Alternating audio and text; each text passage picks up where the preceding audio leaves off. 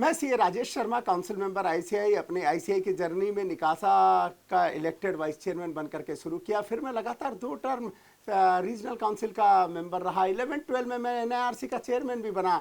उस साल को मैंने काफ़ी इवेंटफुल बनाया। एग्जामिनेशन और बोर्ड ऑफ स्टडीज़ में रीजनल काउंसिल का कोई रोल नहीं रहता, पर हमने उस समय के प्रेसिडेंट से बात करके 15 मिनट रीडिंग टाइम दिलवाया, प्रैक्टिस मैनुअल निकलवाए, हमने सारे बुक्स को और जितने भी प्रोनाउंसमेंट है उनको ऑनलाइन करवाया, हमने चेक आंसर सीट को बच्चों को दिलवाने लग गए।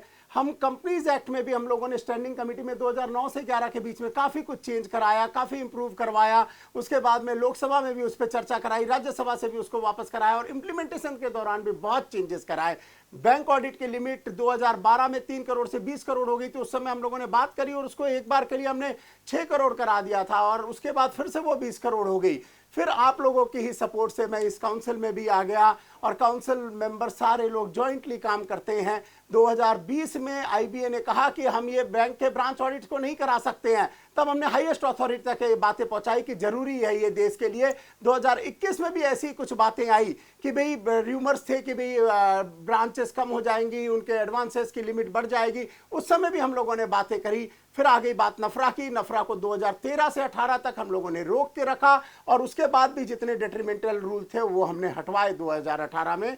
फिर आया 2017 में जीएसटी का दौर। उसके अंदर में हम लोगों ने ऑफिशियल लॉन्चिंग आईसीआई के साथ में करवाई, जिसमें हमारे प्रधानमंत्री आए थे और वो उसके बाद में जितने भी और प्रोफेशनल्स थे उन्होंने को जो डिमांड करी थी वो सब खत्म हो गई थी, वो मना हो गई थी। और उस प्रोग्राम में हमारे ऑनरेबल प्राइम मिनिस्टर थे, 18 चीफ मिनिस्टर थे, 40 सेंट्रल मिनिस्टर थे और कई स्टेट के मिनिस्टर थे। और मोदी जी ने प्रोफेशनल्स के बारे में बहुत सारी अच्छी बातें बोली थी। उन्होंने 2 ऐसी भी बातें बोली थी जो हम आप सबको पसंद नहीं आई थी। हमने उसको तुरंत ही अप्रोप्रिएट जगह पे पहुंचाया और फिर एग्जाम कमेटी मुझे मिली। एग्जाम कमेटी में पिछले 2 साल बहुत ही टफ थे। वो टफ टाइम पे हमने state government, central government, home ministry, police authority सभी जगह पे बात करके हमने एग्जाम को करवाया। उसके बाद में अब हर साल प्रधानमंत्री जी सीए डे पे पत्र भी देते हैं और इस साल तो 27 जून को उन्होंने मन की बात में भी बोला।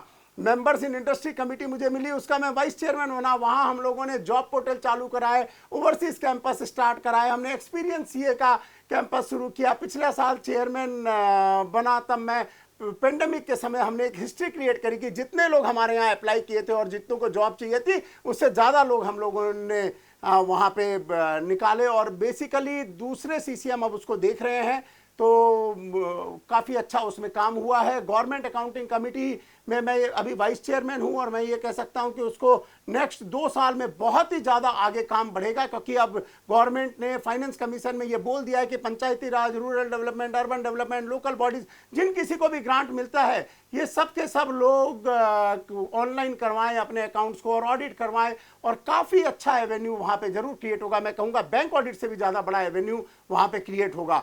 मेंबर इन प्रैक्टिस कमेटी मुझे दी गई थी, उसमें हमने 30 करोड़ का फंड अलग करवाया। वो 30 करोड़ का fund audit tools, practice management software, digital library, ये सारी चीज़ें बना करके फ्री देने के लिए किया जा रहा है। उसके वो फाइनल स्टेज में हमारे एक दूसरे काउंसिल मेंबर अब उसे देख रहे हैं और बहुत जल्दी आप लोगों को मिलेगा। काफ़ी सॉफ्टवेयर हमने फ्री करवाए, टैली, और हम लोगों ने कई सॉफ्टवेयर को, इंश्योरेंस को, बैंक के लोन्स को, सब चीज़ों को डिस्काउंट करवाया आप सबके लिए। हम ये कह सकते हैं कि इस साल हमने एमडीपी को भी पास करा दिया जो सालों से पेंडिंग था, मैं उसका मेंबर था। और अब ये इंडिपेंडेंट डायरेक्टर्स में 10 साल से पुराने चार्टर्ड अकाउंटेंट को एग्जाम नहीं देना, ये भी हमने पास करा दिया। इनकम टैक्स पोर्टल की प्रॉब्लम बहुत बड़ी आई और उसको हम लोगों ने हाईएस्ट लेवल पे एस्केलेट किया। अब इन्फोसिस से मीटिंग हुई, उसमें 7 सीए भी बैठे थे और हम लोगों ने पूरी कोशिश करी। अब फाइनेंस मिनिस्ट्री उसको काफ़ी सीरियसली उस पर वर्क कर रही है और होप जल्दी सारी चीज़ें ठीक हो जाएगी। एनआईआरसी ने एक वैक्सीनेशन ड्राइव भी चालू किया, उसके अंदर हमने काफ़ी तत्परता से मेहनत करी और हम इस पेंडेमिक के टाइम पे हॉस्पिटल बेड, ऑक्सीजन सिलेंडर और बाकी सारी चीज़ें, इंजेक्शन वगैरह दिलाने में हम कामयाब रहे। और जीएसटी ऑडिट की हम जब बात करते हैं, जीएसटी ऑडिट हमारे हाथ से गया है पर हम पूरी कोशिश करेंगे कि उसे वापस लेकर के आने के लिए हम उस पर अपनी तरफ से डिस्कशन चालू रखेंगे। कंपनीज ऑडिट के बारे में कुछ र्यूमर्स है कि उसमें लिमिट आ रही है, ऐसा कुछ भी अभी नहीं पता चला है। वहाँ भी हम अगर कुछ ऐसा होगा तो हम ऐसा नहीं होने देंगे, ये वादा करते हैं।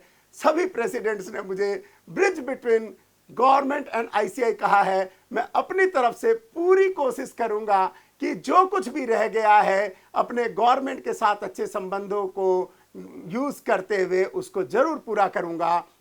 मैंने अभी स्टैंडिंग कमिटी ऑफ फाइनेंस के चेयरमैन और मेंबर से भी बात करी है, जब भी कोई हमसे रिलेटेड एक्ट आए उस समय हमें बुलाया जाए, आईसीआई के डेलीगेशंस के व्यू लिए जाए कि हम वहाँ पे भी नए एवेन्यूज़ को क्रिएट करने की कोशिश करेंगे, और कोई भी पुराना एवेन्यूज़ जा ना पाए चाहे वो किसी भी कारण से हो, ये हम जरूर देखेंगे।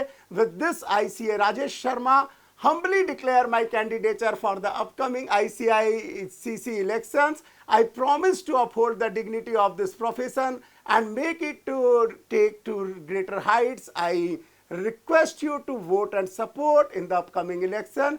Together we can fulfill the aspiration and goal of all the members of our CA family. Thank you. Jai Hind, Jai ICI.